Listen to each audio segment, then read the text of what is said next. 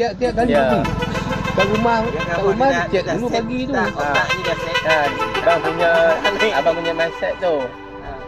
Tu yang dia Bodoh jadi. Dan ni akad mangkih hari dulu hari tu. Pagi tu cek 124. 79 bawah ah. Okey. Kita taruhnya kan di botak ada campak dengan Wah abah. Allah. Saya pernah tengok dia di bawah lampang dengan tiku ni cek. Dia masa tu pusing. Takak untuk. Ini tu kan.